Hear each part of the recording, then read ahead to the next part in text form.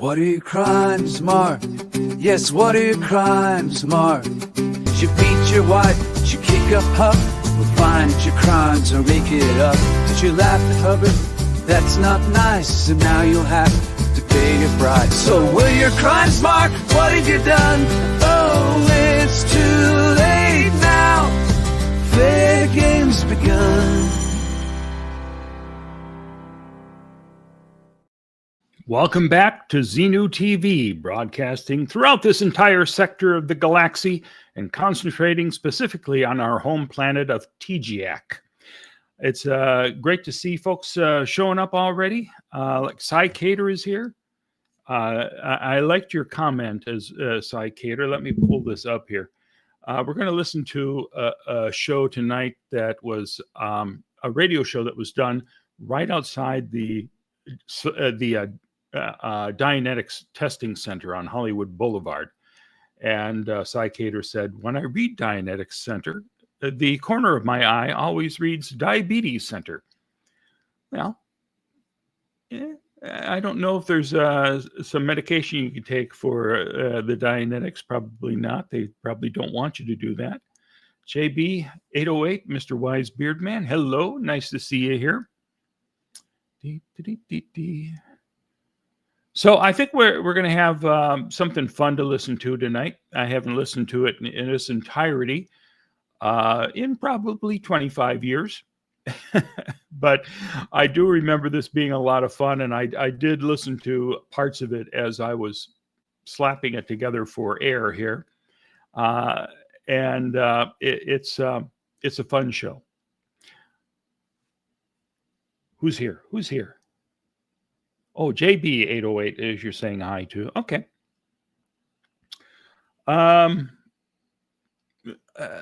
So this is not what I had planned for tonight. In fact, I'm coming on a little later than usual. So it really is like bedtime with Bunky tonight. But stuff that I was hoping to use, I wasn't happy with the upscaling of the video. So I went, there's a radio show ready. I just have to get this all put together in the next hour or so, and we can have this tonight. So that's what I did. And I think you will enjoy it.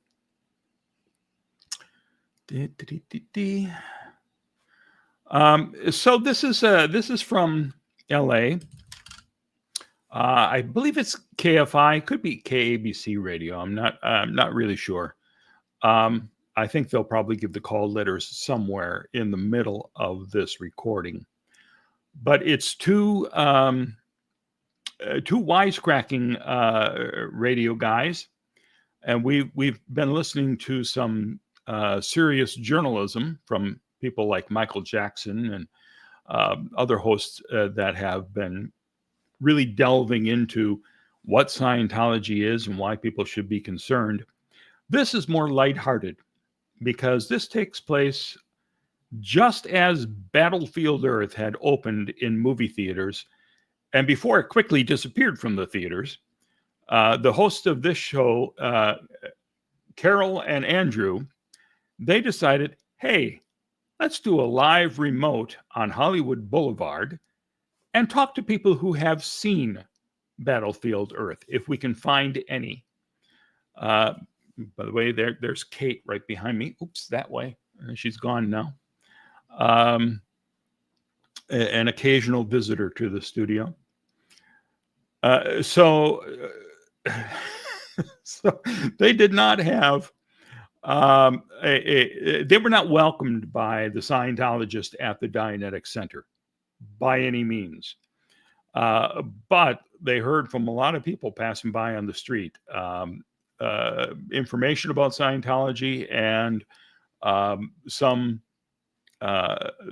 experiences that folks have had, or family members have had, or just the nutty stuff that these people have learned over the years.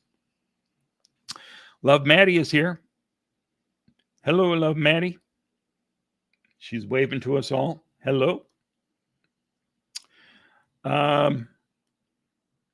JB808 is asking, has anyone seen Battlefield Earth? I kind of want to. It might be one of those movies that are so bad that it's good. I hate to break it to you. It's just so bad. I don't think there's not a lot of fun to it, although there are moments that are delightful. I did a review of the script. In fact, I was trying to pull that up so I could read part of it tonight, and I just couldn't find it in time. But I did run across my review recently, and I had a copy of the first draft of the script. And I decided before the movie opened, I'm just going to give the whole rundown of why this film is going to suck. And I had great fun doing that. That was followed up within a week by another review from somebody, what was his name? Brad Lineweaver, I believe, Lineweaver. And he posted a glowing review about it. Oh my God, one of the great science fiction films of all time. And I knew there had to be something going on there. So I did some searching on the internet well before Google existed. But I did find a bio of him on another website where he's talking about the fact that he's written some short fiction and that this year he is being paid to do promotion by Scientology for Battlefield Earth. So okay, well, there you go. So that was a fun thing to bring over to the LMT website. And there were a whole bunch of foot bullets like that with Scientology during the release of this horrible, horrible movie. I said there are a couple things I like about it. Well, I certainly like John Travolta's impression of Bette Davis. There's a line he reads in the film that it's just like an over-the-top Bette Davis reading where he's sitting in a bar drinking, and he says something like, while you were out doing this, that, or other thing, I was out in the world conquering galaxies. It was just insane. Made me laugh uproariously for that. But by and large, the film is pretty lousy. Here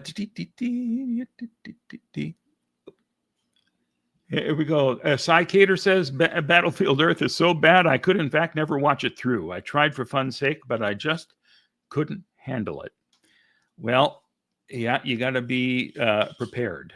You got to steel yourself. And even then, it's probably best watching it in maybe 10-minute increments. And JB808 says, thanks for saving me the time. LOL. Does it matter to you? Not to me. It is terrible. Just terrible. Here's the deal.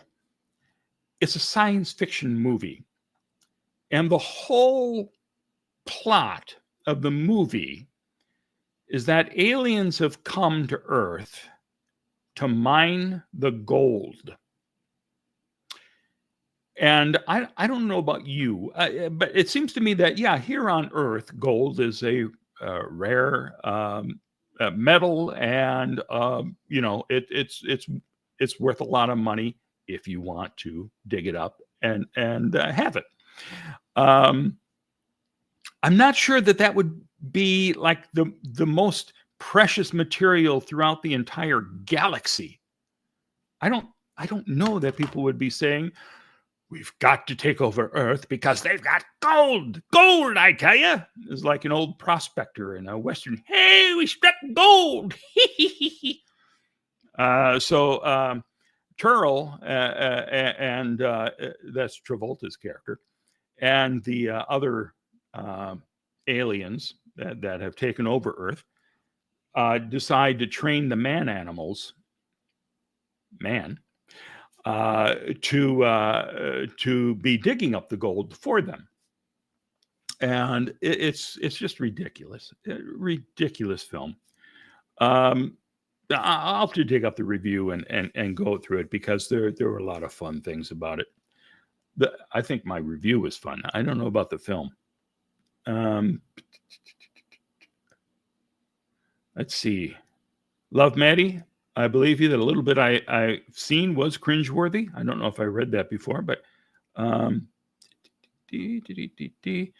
Kelly loves Travolta and glad I've never seen it. Well, I have nothing against Travolta. I've seen him do good stuff. 49er fan for life. The good thing about Battlefield Earth is that it makes Scientology look even more of a joke. Yes, that is one of those moments where you think, okay, what if this film is good and Scientology becomes more mainstream? Luckily, Scientology was involved in it, so that didn't happen.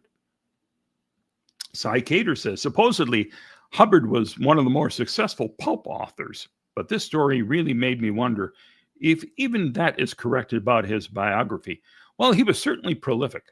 And I know even Stephen King praised one of his short stories called Fear, which I haven't read. It's the one that I'm tempted to read.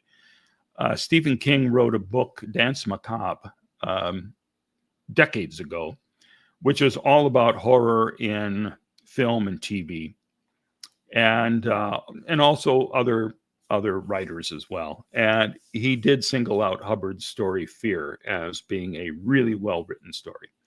And if Stephen King says so, well, I suppose it's worth reading.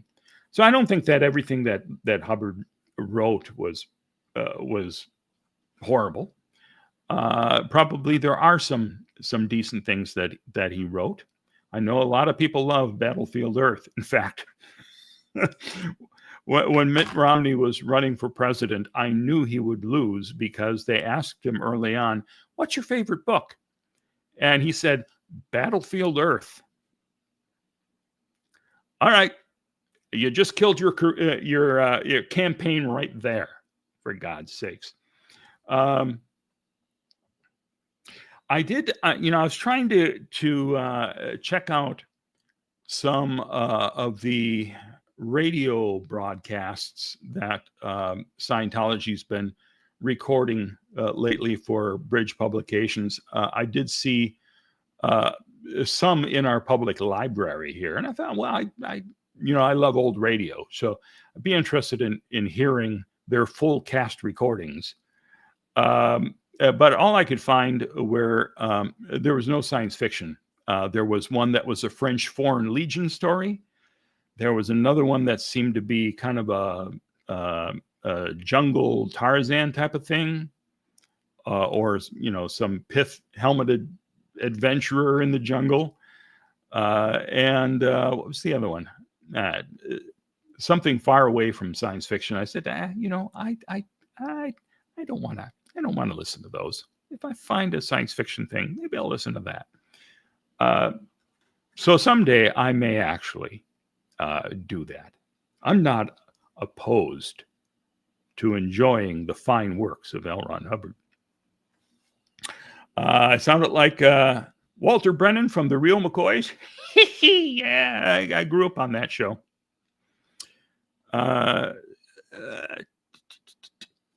The Oreo Ritz. Whoa, hello, Mark and chat. Hello to you. Everybody in chat, say hello to the Oreo Ritz. And Kelly's got great advice here. Kelly says, the easiest way to support Mark, hit that like button. Make sure that you're subscribed. It is easy and free. It is indeed. And I'm happy that the channel continues to grow. I mentioned that we're over 40,000 subscribers in the last few weeks. The number's still going up. It hasn't gone up to 41,000 yet, but won't be long now. Question. Well, let's leave these on to read the question.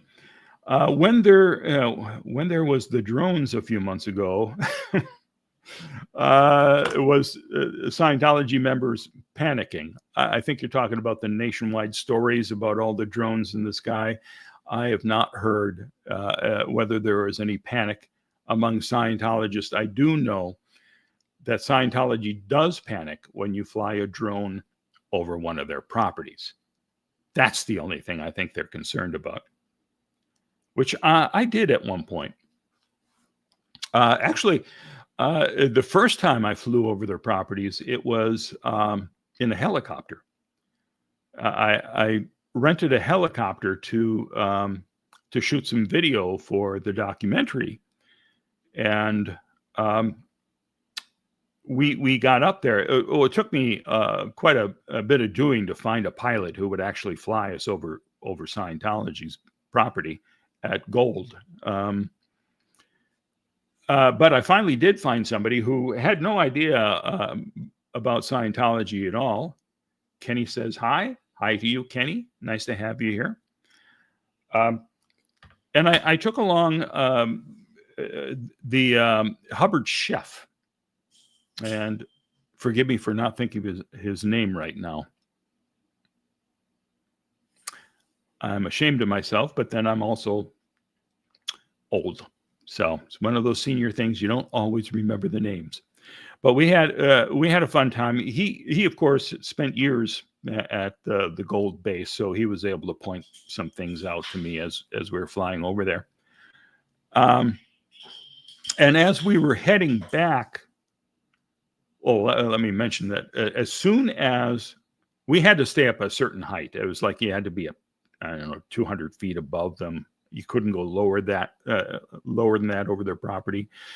But as soon as we got there, people started looking up and freaking out and running inside. So security was alerted immediately. And when we got back to the home base for this helicopter, the Scientologists showed up almost immediately after I had left. And they were giving this guy a hard time. As we were flying back, the pilot was saying, I don't have to say who you are, and I said, yeah, go ahead, tell them. You don't have to lie. They knew who I am. And just say that Mark Bunker hired you to go up and shoot some video. And as it turned out, it was a fun adventure, but the footage was pretty much unusable because it is so difficult to keep a camera steady in a helicopter. And I wish I'd known that before. Now, of course, you can have a little drone, as I've got, and it does a beautiful job for less money than Sinar. Thank you, Sinar Parman. I appreciate that, Kelly. Yeah, Sinar went up with me, and not the chef from South Park. No, no, love, Maddie. It was not. Isaac Hayes was the chef from South Park, and no, he would not agree to go with me anywhere, I'm sure. Oreo Ritz says, Maddie, I think that was who he was referring to as well. Nope, Sinar was the guy. Jennifer says, hi, Jennifer. Just killing some time here while you folks come rolling in. So it was a fun adventure. And then I did fly a drone over some of the properties here in Clearwater. And I had one land on top of one of the properties. I was getting a nice shot from the back of the Fort Harrison, flying over to the Superpower building, and I hit something. I thought, well, I'm above her. I can't see anything here but I hit something, and it plummeted. And the app will tell you the geolocation, so you can go and hunt it down. You can even send out a little signal to create a noise to help you find it out in the wild. But when I got there over to the Fort Harrison Hotel, and I was looking all over the place to find it on the ground, it wasn't on the ground anywhere. And a security guy was nice enough. While I was, searching, I paused to call the chief of police of the Clearwater Police Department. And I didn't do this type of thing often because you can't turn to city employees and task them with doing some work for you. That's not the way it works. But I did say, hey, is there any chance that I might be able to get that drone back from Scientology? And he said, well, I doubt it.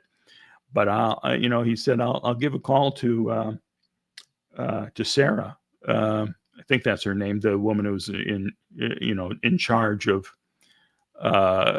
Scientology here in Clearwater.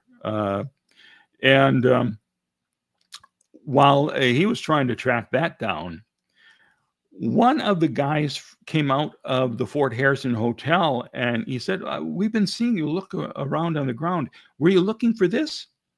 And it was my drone. I said, yes, thank you. And he gave me the drone back, which was incredibly nice of him. And I'm sure Scientology had no idea that he was giving me back my drone. Anyway, it was a fun, exciting adventure. And of course, my drone was dead. It had crashed into like a parapet on the top of the roof. And it had cracked and was not flyable anymore. But it was fun. It was a fun adventure. Oreo Ritz, LOL, lucky you got your property drone back. Mark, yes, I am indeed lucky. That is a remarkable thing to have happened. So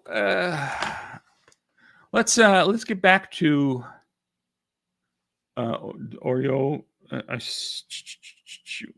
Where's that comment? I can see it on the screen here. Why aren't I seeing it?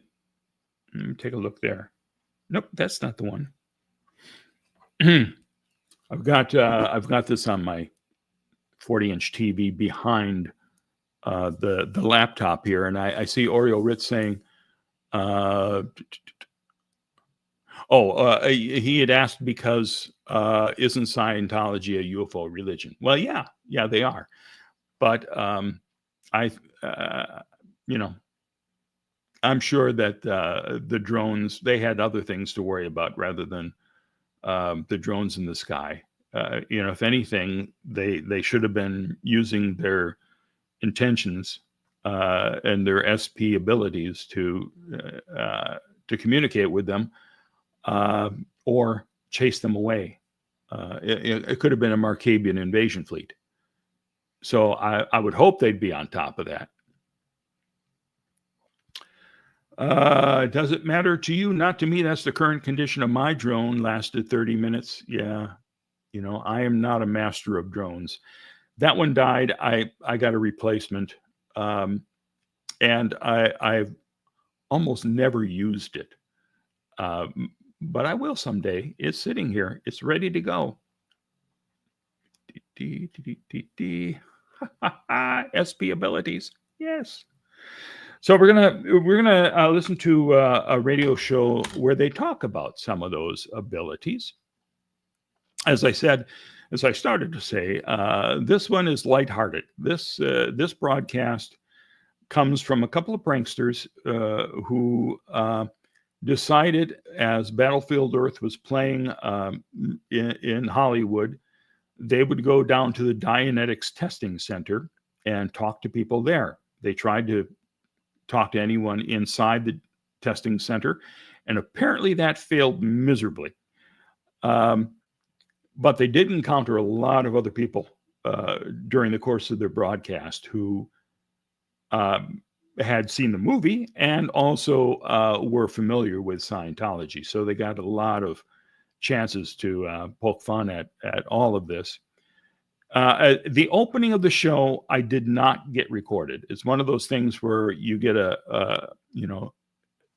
email or a call from somebody saying, hey, turn on this LA station because they're talking about Scientology. So It had already been in progress by the time I started recording this show back in 2000.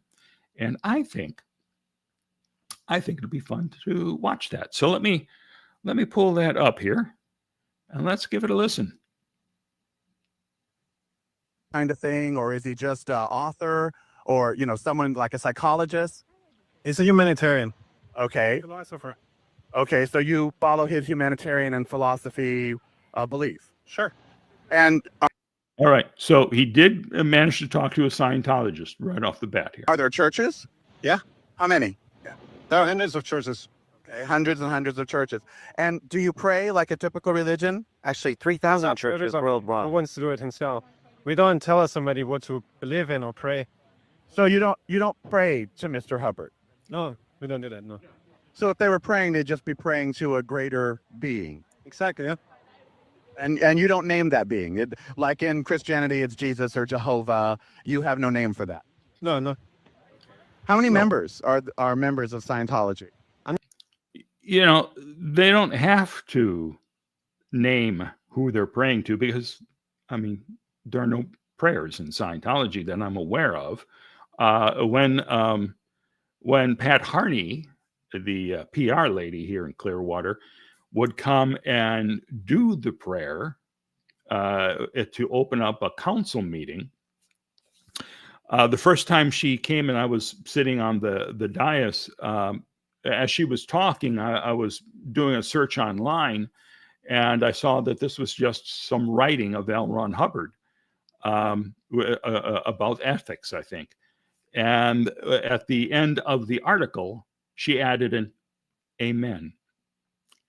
So at the end of the meeting, when I had a chance to talk for 3 minutes, I explained, well, this is not exactly a prayer.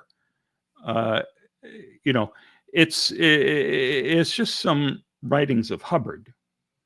And it was always nice to be able to then talk and deconstruct what she was talking about, and give me something to discuss in my final 3 minutes of the meeting.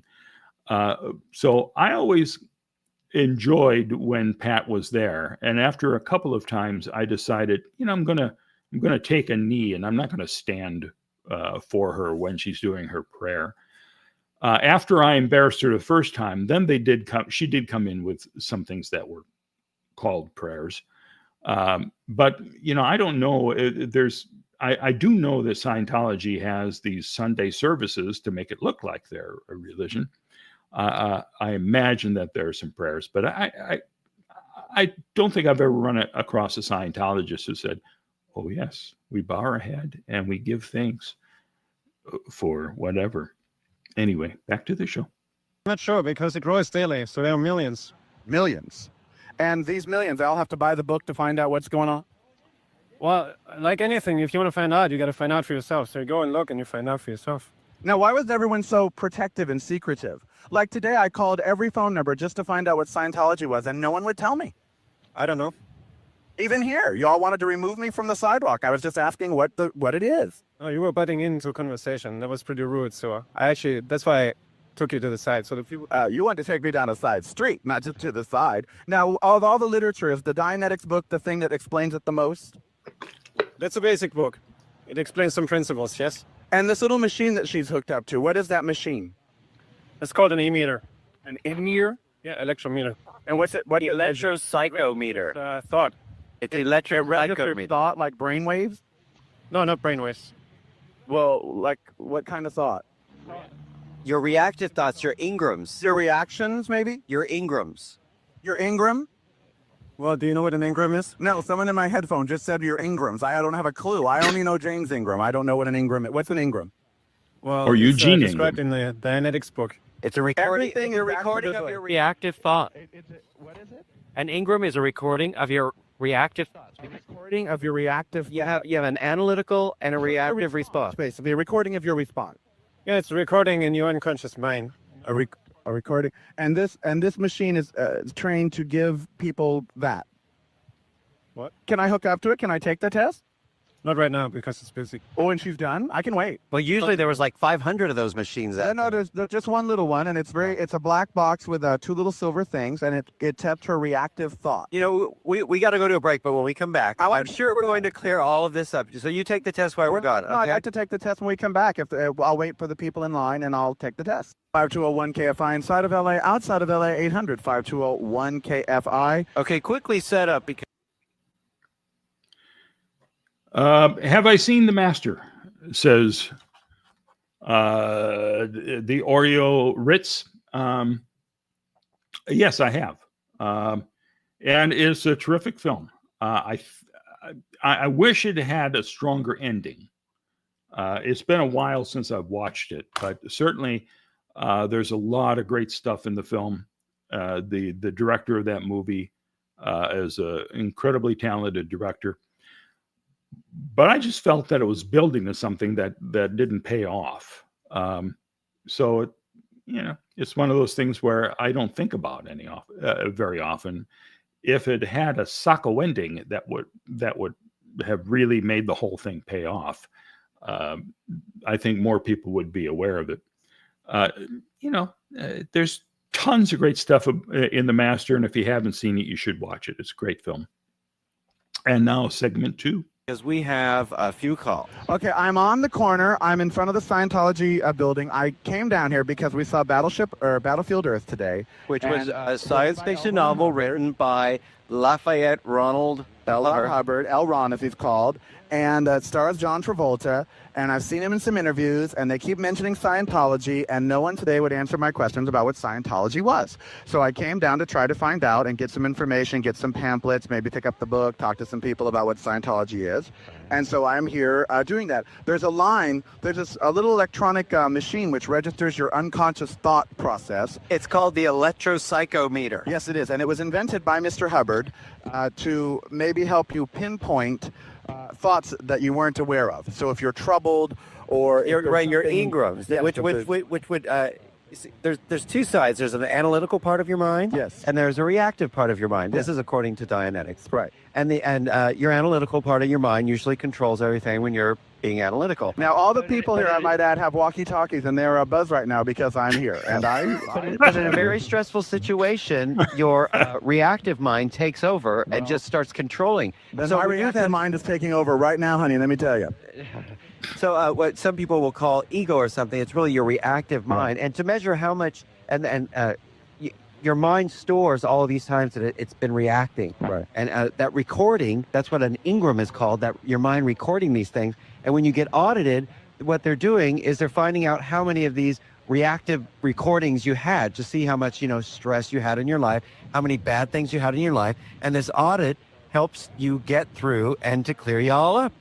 And that's what it's for. And that's why you need to do this, so they can analyze how many times that you have these Like a reactive recordings. stressometer sort of thing. Yeah. I believe I've had the police called on me, but we'll see in just a second. Anyway, let's go to the phones, 5201-KFI. I went to the Catholic Church, and they never called the police on me. 5201-KFI inside of LA, outside 800-5201-KFI. Okay, let's go to Ann in Los Angeles. You have to.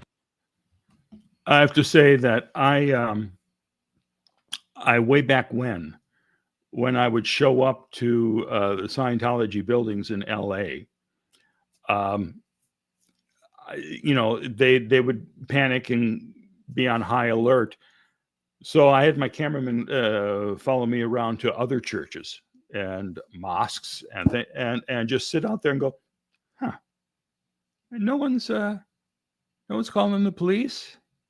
No one's upset at all that I'm here. Funny. Oreo Ritz, back to the Master. Interesting. It ties in so much to LRH, even the ending in England. Yes, they did a great job of paralleling Scientology and Hubbard. And the actor, Philip Seymour Hoffman, brilliant actor. And I was so pissed at him when he died. And it was hard for me to watch any of his movies because, one of the most talented actors we had, and he had to go and overdose. So rather than just being sad, I remember watching another one of his films in the theater and just being angry the whole time. Kids don't do drugs. Even if somebody gives you a free pot brownie, it's not worth it. Well, maybe for a free pot brownie. All right, here we go. Pull it over there, Tiffany. Ann in Los Angeles, welcome to Corell and Andrew. Hey, Corell and Andrew. First, let me give you one thing. It's not called an e-gram. It's actually called an engram. Thank you. I was in second grade until I was 18, and I told my mother, if you were a devout Christian or an Orthodox Jew, that'd be your thing. I'm not into it. Personally, Scientology is an applied philosophy. Oops, I think we lost her. Yeah, we can you? Yeah. She's gone. Yeah, I see what she was doing, and that is it. It's a philosophy. It's a way of thinking, sort of like, like you mentioned Cahill Gibran. It's not really a religion. It's a really smart guy. Well, then why are they so damn secretive about it all? Why am I having the... Yeah, he did show up at the testing center, and they are on the sidewalk there. Apparently, they did have an e-meter out there trying to lure people into Scientology. So, and I'm glad that this girl it corrected them on engrams, because it was driving me nuts. Every time they say Ingram, all I can think of is Eugene Ingram, the PI, the dirty cop who became one of their top PIs. Oh, Lordy. More show? Police called on me because I'm simply asking what they are. There's Did you hear the guy yell for help? Yeah, and I remember when I went there, and I remember telling you a few days ago about this. When I was younger, and I went to ask about this machine, me and my friends were herded into this room. The door was shut, and we had to sit there for about 20 minutes before someone walked in, and all I did was ask about this machine. Well, as soon as the guy walked in and another guy walked in behind him, I started asking questions. Okay, what is this? What is it doing? Yeah. And they were being extremely vague, and they would not answer my questions. So in my fight or flight, I got up off the couch and ran out of the building, practically screaming, "Ah!" And my friends got stuck on the couch for like 30 minutes, and I'm out there breathing heavy, think they stole my friends. They say there's free personality and IQ testing and free public films, but they won't let me see the public film, they won't let me take the personality test, and they won't let me take the IQ test. Right. And they've made me wait in this line for the meter, but they're putting everyone ahead of me for the meter. So, I don't know. Do you want to go to another call, or? Sure. Okay, go ahead. Okay, we'll go to Chris, or you want to go to Jody in Thousand Oaks. Hi, Jody. Welcome to Corell and Andrew. Hi there, guys. Hi. Well, one thing, they worship a man who wrote science fiction, which is really scary. And then my uncle got into it, and he was worth over $500,000. And he left his family because they wanted to take care of kids. He went there, and he was doing all this work for them. He had to do it at night from midnight to morning, and babysit when he woke up. And he did something wrong, and he did something. They threw him out. They have $70,000 in his money, and he'd still go back. Well, he would still go back. But I don't know of any religion that doesn't require a big chunk of your change. Well, they're crazy. I mean, and then he would tell stories. He would tell us stories how he remembered being in the womb of my grandma, and when my grandfather was having sex with my grandmother, he remembered that it was awful. Well, in that movie, what was that movie? Well, I don't know. I'm reading about. But see, they're not a religion. They're not going to preach like this person's uncle, Jody's uncle, got something different out of it, and I think everybody brings something different into it. They're only telling you these are the basic rules of psychology and analysis and that sort of thing. And here's what he says. He says, "What is?" I don't want to say that it's some hideous evil church thing, because that doesn't seem to be what it is. It just seems to be a bit of philosophy. It says, "What is true for you is what you have observed yourself, and when you lose that, you have lost everything." What is personal integrity? Personal integrity is knowing what you know. What you know is what you know, and to have the courage to know and say what you have observed and what you know, and that is integrity. Sure, yeah. Okay. That's in the pamphlet that I just got out in front. Right. But see, that's what I'm just wondering. That, by the way, is the type of logic that was in one of the prayers that Pat Harney said at the city council meeting, and everybody afterwards on the council were going, "What?"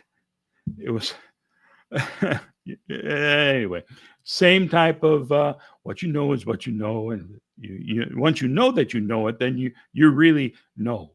You know. Yes, profound. Police have arrived for me. It's you're kidding. No. There are 5 people on walkie-talkies pacing around the building, up and down the sidewalks, in front and in back, and now they won't let me near their little booth.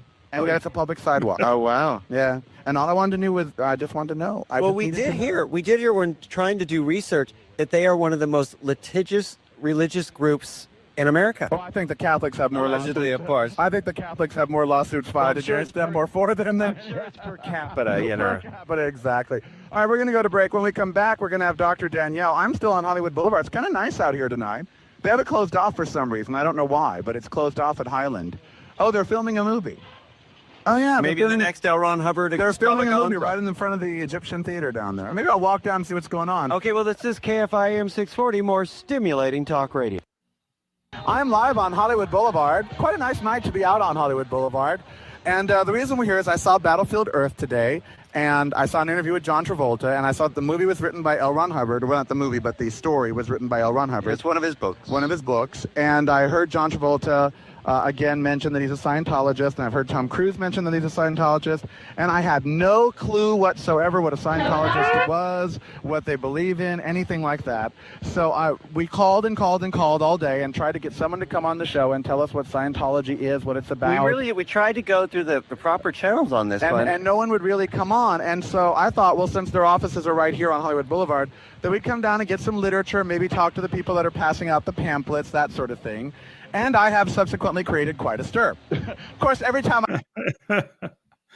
has anyone made an L. Ron biopic? Well, there have been two films that have taken on Hubbard under under a different name. One was The Master, which was a smart, brilliant, award-winning film. The other was The Prophet. And but nobody has actually made a movie where they call him L. Ron and they go through Scientology. They all kind of couch it in those, don't sue me, I'm not saying L. Ron Hubbard, I'm not saying Scientology, just parallels that. So it's still possible for somebody to come and do that L. Ron Hubbard story properly. I go to Hollywood Boulevard, I create quite a stir. Wait, that's what all there is. If I'm not mistaken, Mr. Hubbard taught that not just psychiatrists, but that reporters are the most evil people on the planet. Well, so you are part of the evil. I want to see my ingrams. I want the little. I want to take the little. To see if you have a lot. Yeah, there's no one taking it now. Maybe I can take it to see if I have a lot of ingrams. Maybe you could even tell them the questions to ask me to see if my Ingram meter moves. Well, you want to go to the phones? You want to take a call? Let me see if I can take a test first. Oh, are they going to let you? I don't know. Can I take the test now? The little Ingram test? Actually, for the purpose of people who want to take it for themselves. Well, I want to check it for myself. Okay. It's not for media. Well, I mean, just because I'm in the media doesn't mean I don't want to know about myself. Say you're human. I'm human. I'm in the media, but I'm human. Media's human.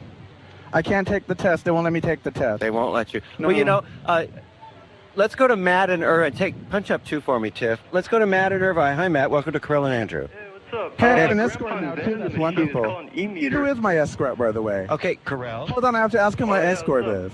Hi, what's your name? Hello? Pam. Yeah, hold on just 1 second, Matt. Not really. Well, you were over there on that corner with me, and now you're over there on this corner with me. I'm waiting for someone who's going to come and talk to you. Oh, I'm getting an escort. That's exciting. Okay, let's go back to the phones. Go ahead. Okay. Hey, hello? Yes, go ahead, Matt. My grandpa invented the machine. It's called an e-meter. Your grandfather invented the e-meter? The electropsychometer?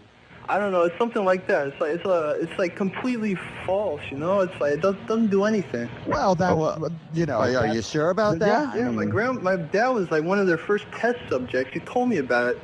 Scientology is like a complete load of bull. Well, according to your grandfather, there are millions of people. L. Ron Hubbard. He used to live on a boat, so they couldn't serve him court papers. No, that's alleged because I don't know any of that. That's not alleged, actually.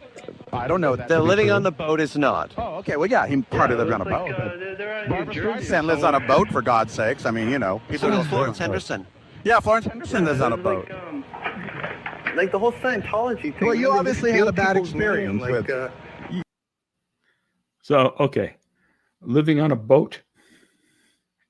It's fun to see how people get the information and process the information. Yeah, running the place from a ship at sea is one thing. It's living on a boat. It's like Florence Henderson of what was it? Brady Bunch. What do we have here? The Master. Oh, there you go. A link to the Master. I would love to see The Prophet. Interesting, Mark. Well, there is a link to that as well. You can watch it on YouTube. And I believe that Kelly would probably be able to find that link for you. Did any ministers help out with the LA fires? Well, the volunteer ministers were out there. You know, they try to get a lot of press. And I'm sure that some of the folks there with Scientology volunteer ministers did some good, you know, but primarily the organization wants to know how much press did we get. And let's go back.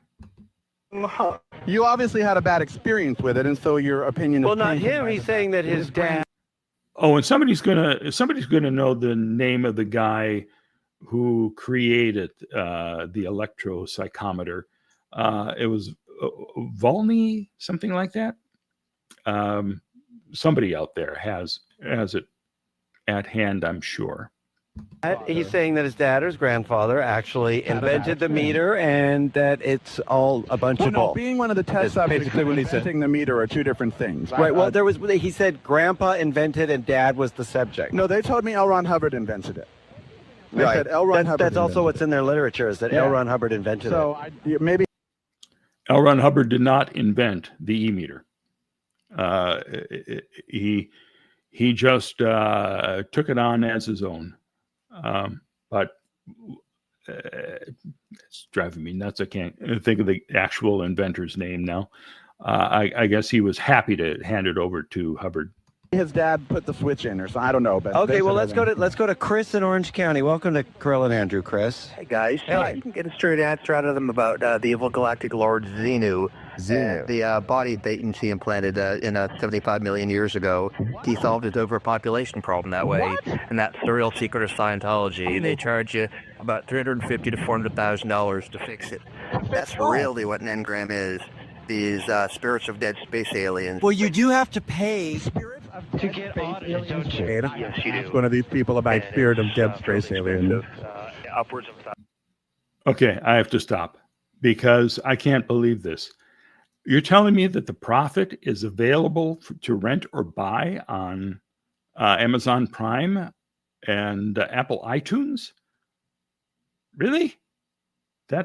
That's remarkable, and I hope Bob's estate is getting cut of that money, because he is the one who spent $2.5 million making that film. $1,000 an hour. Oh, so the more money you make, obviously, the more they charge you for your auditing. Right, and the more they try to get you audited and sell you books and sell you expensive e-meters, etc. Right. I'm looking at the book Dianetics right now. I don't see anything about dead space aliens. It's Xenu. There's nothing about Xenu in the index of Dianetics. So maybe that guy's confused. I don't know. Now, is it in the book? This Xenu? Is Xenu in the book? I have another escort now. Who are you? Hi, my name is Greg LeClaire. Hi, Greg LeClaire. How are you? Well, who is Xenu? Someone called in and said to ask you guys who Xenu is. I have absolutely no idea. Me neither, but he says you should know. I have absolutely no clue. You've never heard of Xenu. You've never seen a Xenu. You don't know what a Xenu is. I have no clue. I just came to talk to you because... How come they won't let me take the little test? I want to take the little personality or the little Ingram test and see my Ingrams. Well, I just got here, but this is for the public that want to come and find out about these cells. I want to find out about myself. Well, yeah, but you're here with the radio, and I took a lie detector test on air to find out if I was telling the truth. Tell them it's a perfect opportunity to get some positive This is exposure. positive exposure, a perfect opportunity. 50,000 watts. Everyone in the Western United States is listening to us right now. And I've been asking to take the test forever. It says free public tests right here, free public tests. I'm still a member of the public. So I'd love to take it and find out. Maybe you could ask questions that would help me unravel why I do radio. right. Well, why don't you just ask me the questions you have? I can answer. That's why I came down. I heard the show, and I want to take the little test. Right, but that's for the public, as you see there. They're taking the public. But it's been vacant for 10 minutes, and I'm a member of the public, and I'd like to take the test. Is there some fear that you have a microphone, you're shoving it in their face? What are they going to do? Say, oh, so sit down, have it? You know, it's for. Well, we tried to call all day long, and no one talked to us, so that's why I came down. Well, that's why I came down. I wanted to answer your question. Well, where were you earlier in the day when we needed you on the phone? I was outside. I heard your show. I come. I want to answer your question. Well, I'm glad you're a listener. Well, ask him a question. The guy with the cell phone and the walkie-talkie, and the other lady with the. Ask him a question. You had questions, and I said, okay, I'll do that. What scripture do you believe in? The works of L. Ron Hubbard. Okay, and so you take now, I asked earlier, when they pray, who do you pray to? Well, in Scientology, you don't particularly pray to anybody. It's a religion, it's an applied religious philosophy. An individual studies the writings of L. Ron Hubbard, and he uses them in his life, and he observes for himself the workability of it. And then that you relate it to yourself. Exactly. So you can use the technology of Scientology to improve your life, and millions of people do, and that's why it's... The technology, meaning stuff like the little meter here. Absolutely. Or any other aspect of Scientology. Well, what are some of the other aspects? Like, do you have a specific day you meet for church? Like, Christians always meet on Sunday. Do you have a specific day that you all meet? Yeah, there's a Sunday service every Sunday in every church around the world. So it's like, it follows Christianity on that respect. On Sundays you meet. What did L. Ron Hubbard do to excite these people so much? What did L. Ron Hubbard do that excited all these people, all these millions of people so much, including people like John Travolta, who we saw in Battlefield Earth today, and Tom Cruise, and I mean a lot of very, I want to say something intelligent people. People with a lot of money seem to flock to the church. Why? Well, for me personally, I found out some things about myself that I had had questions about for a very long time, and What were those? Oh, for example, who am I? I found out. Who are you? I'm a spiritual being, and it's an interesting fact in Scientology. L. Ron Hubbard actually discovered that a person is a spiritual being, as opposed to, well, there's a lot of concepts about the spirit that are confused, and a person finding out that he is a spiritual being and he actually is one. It was an interesting fact for me to understand, and what happened for me is after I found that out, I started reading the books, finding out other things about myself, applied it to my own life, and it went a lot better. And said, why is it so secretive? For instance, So all these millennium of people, knowing that or saying that you've got a soul, your soul lives on after you die. That he's unfamiliar with, but suddenly finding out I'm a spiritual being, that's a shock. That's, and I love the fact that they ask about Xenu, and it's, well, I don't know anything about Xenu. Well, of course not. This guy's low level. He's not made it up to OT3. I'm positive of that. And where's that comment I saw from the Oreo Ritz about the prophet? I believe you're talking about. Interesting. I looked up the prophet, and it was considered banned. Well, it wasn't necessarily banned. Just nobody went to see it. We did have it playing in a theater here for like 3 weeks. When the prophet opened back in 2001, it was playing at a little cinema that is one of those theaters where you can eat food at a table as you're watching the movie. So waiters come and serve you. And they managed to sell out the film for a number of days. And then it actually played for like 3 weeks, I think. But it never got a release. No one picked it up to distribute it. And there was so much so much of a debacle about the making of the film that the filmmakers, Peter and Patricia, and the fellow who spent the money for it, Bob, there was a giant rift between them. And if somebody could or would have released the film, that's one thing. But they took it to Cannes. They had a screening room at Cannes one year, which was a wonderful waste of money. Apparently one person showed up to look at the film, and they did not book it. So, you know, Peter and Patricia were there hoping to sell the film rights to different countries around the world. There wasn't a nibble. Not because it was banned. It just people looked at it and said, pass. And I think they also just enjoyed the fact that they got to go to Cannes for free and live the high life there. But that's just me. That may not be the case. Okay. We were listening to a radio show, as I remember. Oh, you've been to the theater? V-Bombs? I've been there too. I really like the concept. This one is a little run down. I haven't been there in a while. Maybe they've picked it up or fixed it up since then. What do we have here? Goblin AFK. I feel like a documentary could be made about the making of the film itself. Well, perhaps. I'm not sure. Well, that probably would not be possible because Peter and Patricia are so upset about it that I doubt that they'd allow any footage to be shown. And they'll say, but we'll get sued by Scientology. They'll take us apart. I think they're probably just happy that it's buried and long forgotten. I was there in 97. You're talking about the theater? Very nice. I didn't get here till 99. But I think it's still there. I believe it is. Hey, radio show. I've been to many locations. I've been to many churches. I've been to many, just shown up on people's doorsteps, walked in and talked to them. I haven't had walkie-talkies, cell phones, men screaming for help. Earlier, someone screamed, help, help, I'm being attacked by the media for asking a question about a book. Why, and all day long when we called, okay, why is it so secretive? It actually isn't. You can go into any... It is secretive. Let me answer the question. You can actually walk into any church of Scientology anywhere around the world. I can't. They won't let me in. Sure you can, but come on, man. You walk into a place with a microphone and a headset and start asking questions. You tried to call. Totally unannounced. It's totally... I tried to announce. Okay, well, this guy didn't know that, so you show up, and of course he's going to... What? You go into anybody and put a microphone in their face, they're going to wonder, what is this thing? I'll take you right now with me to...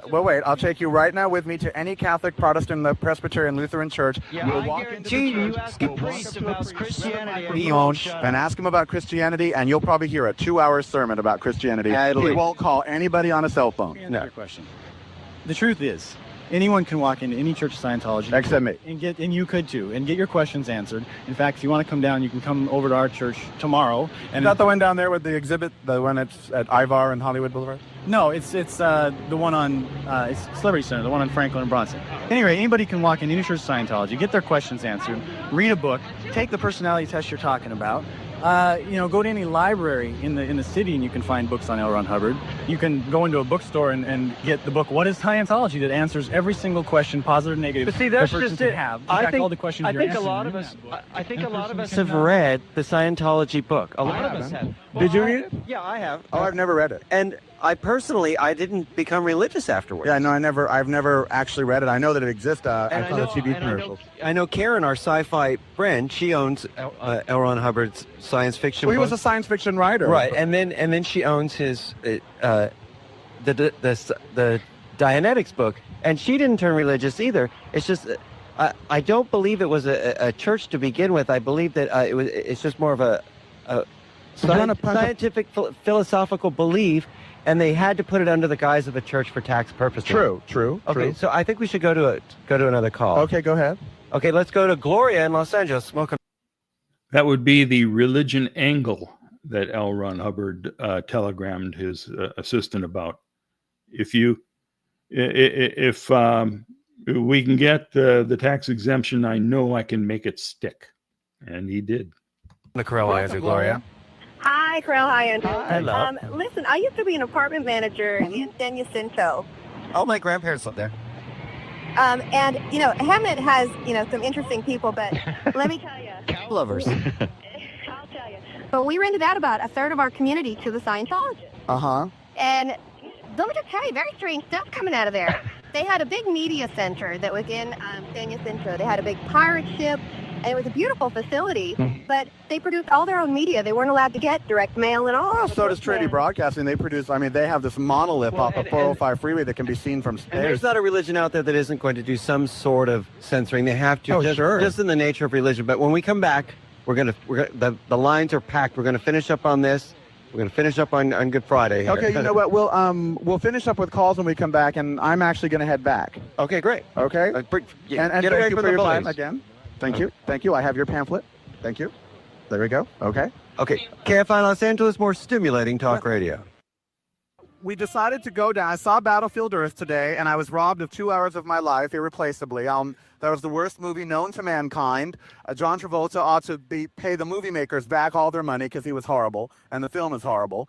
And however, L. Ron Hubbard wrote it. Hey, Terry Ray knows who Beverly Garland is. Oh, good for T. Ray. She's a trivia didn't she? Are you going to let her say? Well, she'll tell us later. At the beginning of the show, he was standing on Beverly Garland's star on the Hollywood Walk of Fame. Beverly Garland was an actress that most people would not remember. I think she was on My Three Sons, as I recall, Fred McMurray's girlfriend or something. But that's going way back now. Oh, what'd I do? Oh, I switched. Okay, I thought I'd lost you. Here we go. Hubbard wrote the book, Battlefield Earth, and John Travolta, the star, is a Scientologist. I wanted to talk to Scientologists all day long. We tried on the phone. They wouldn't talk to me. But boy, they're trying to get through now. And let me tell you, and see how come there are 5 people on the corner down there now, all because of me, all with walkie-talkies.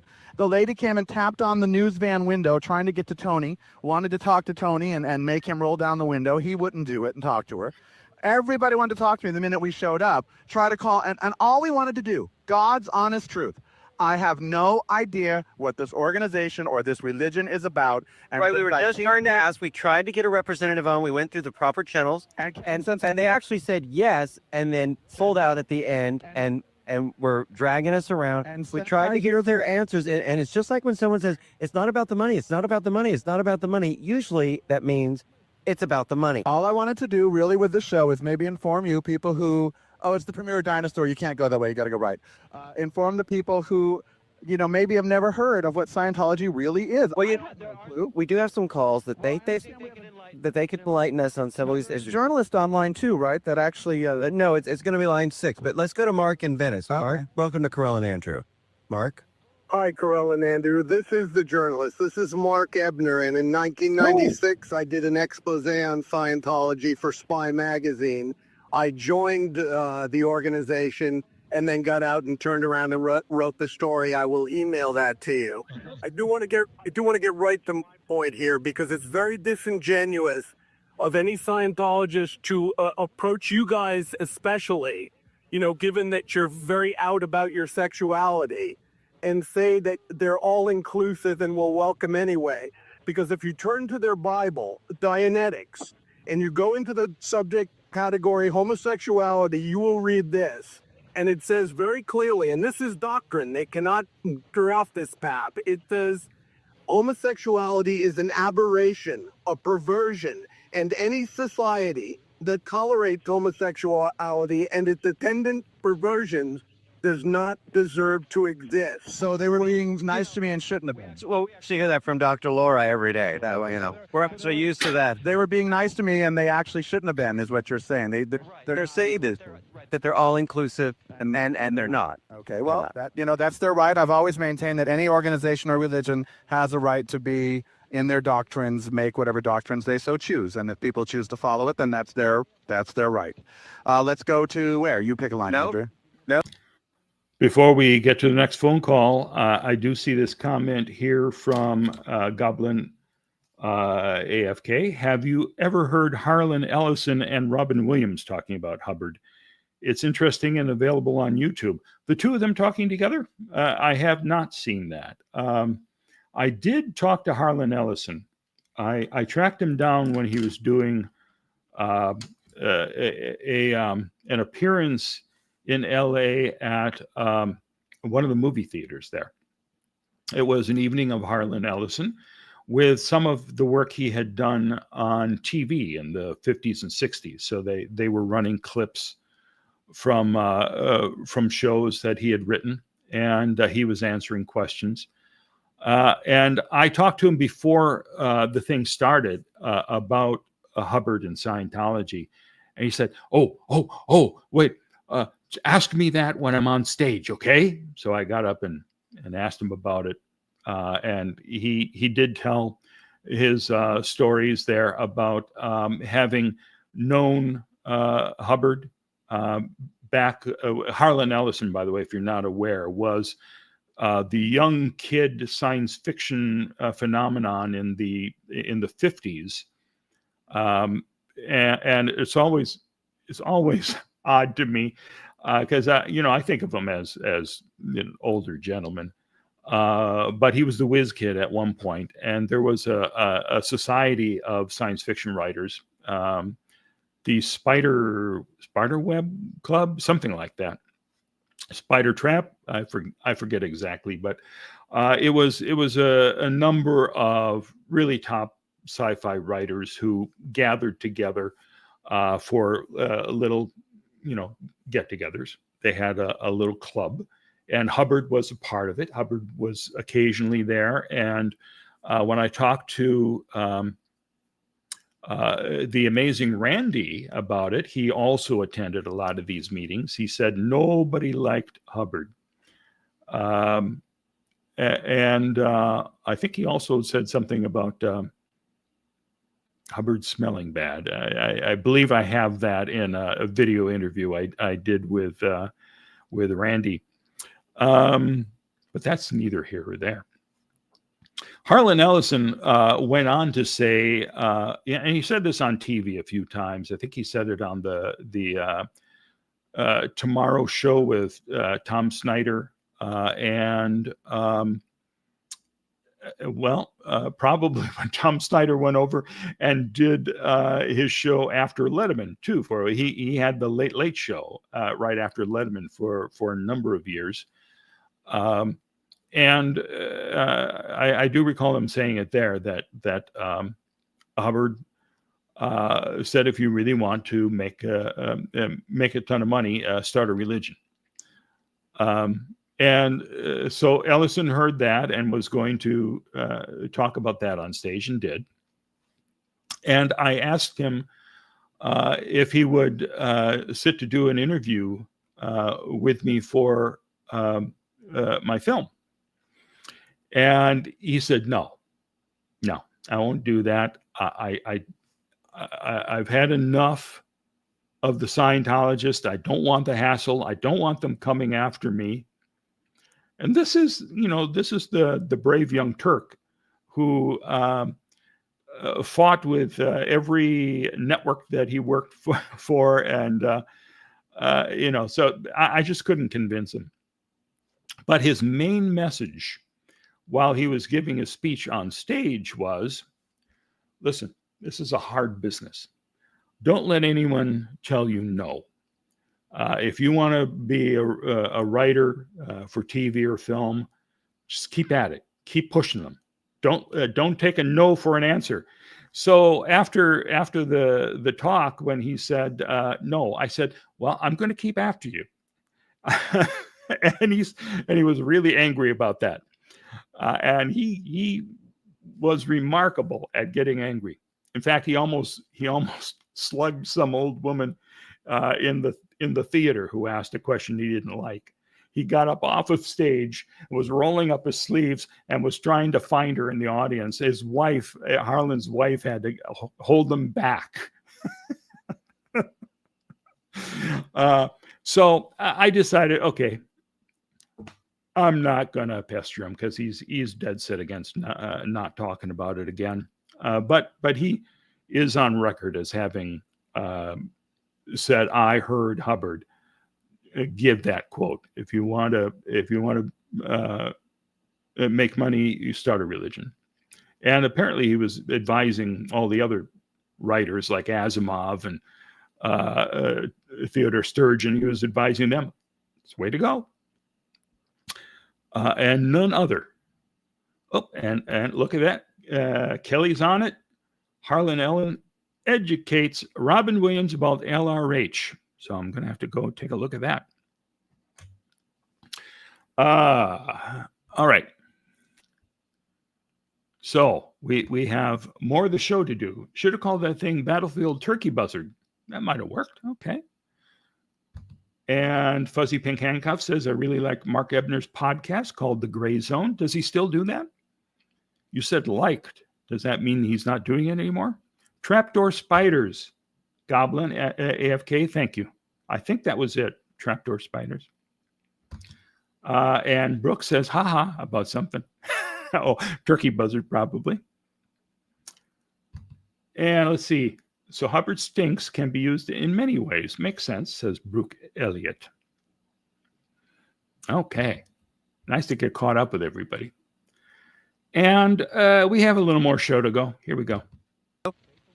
No what? No, they're all in the car and they're all fellas. That's rather right.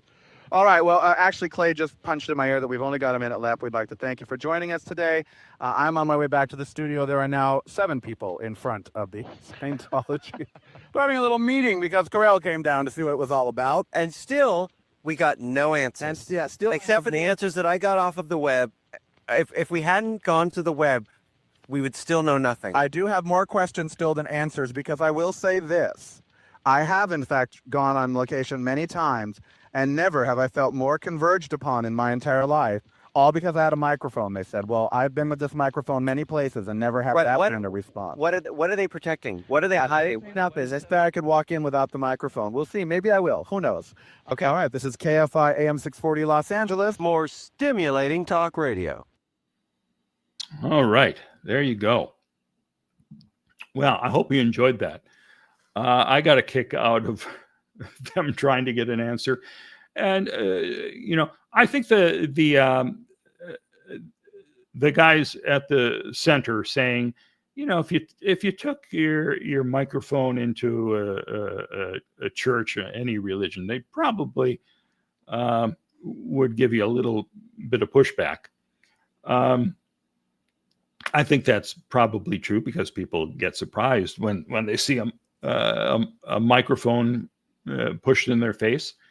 But still, it's remarkable that they had anyone from Scientology even try to handle them.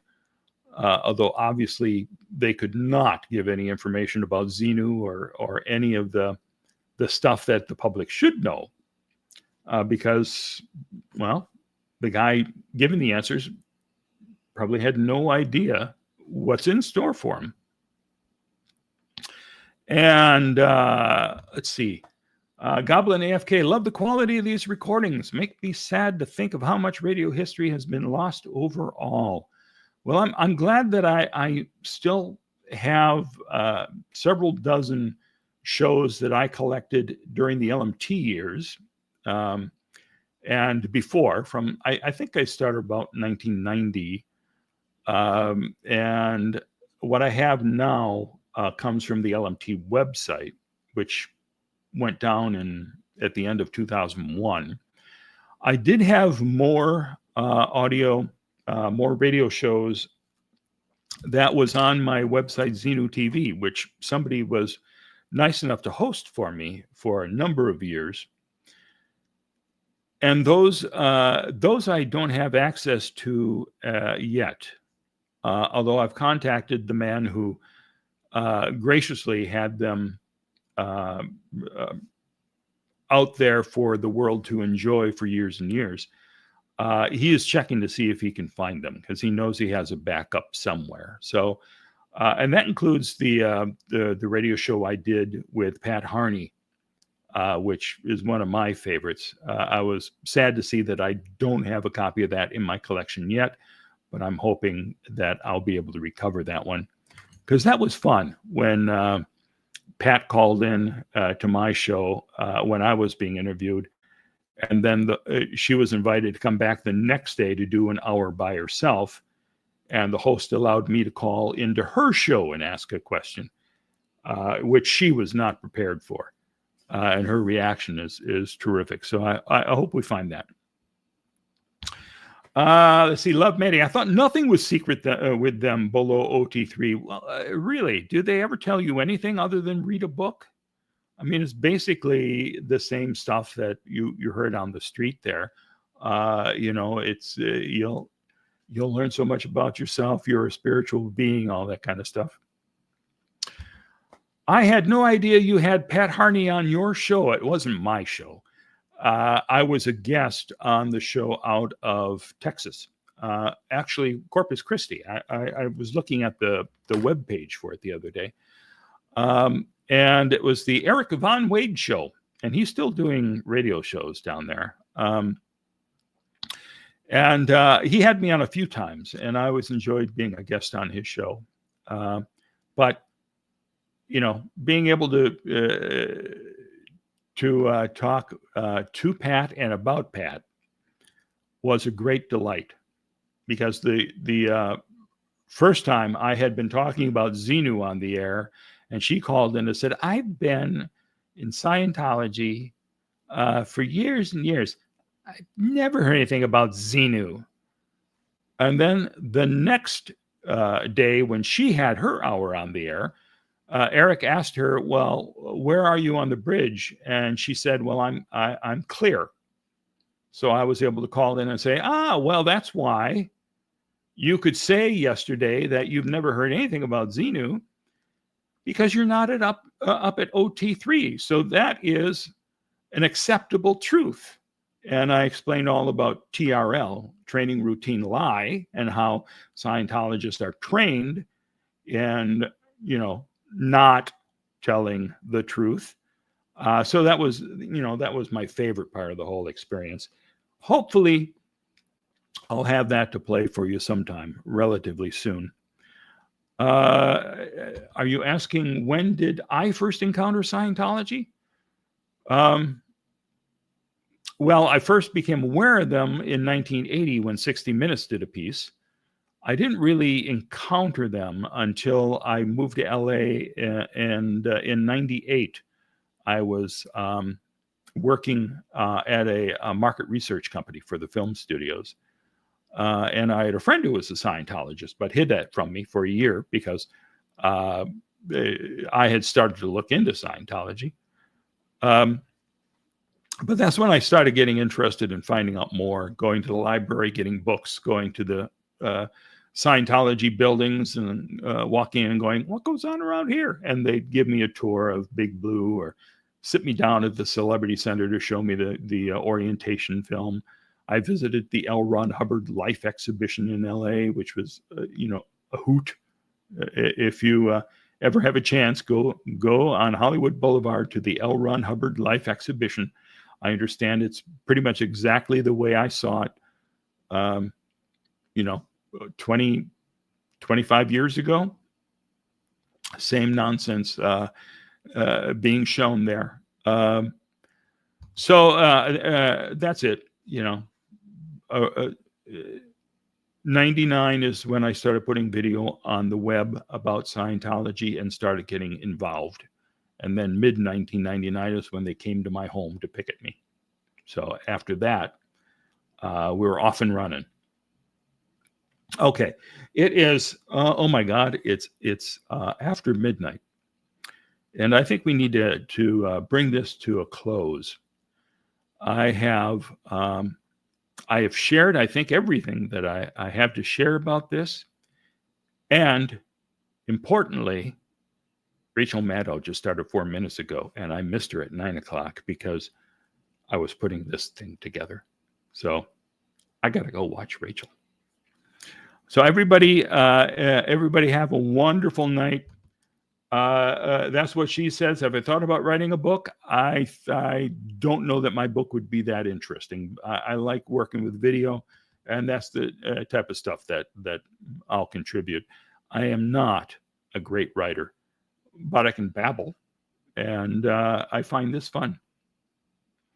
And as Kelly is saying, we can't get in the way of Rachel. No, Rachel Maddow.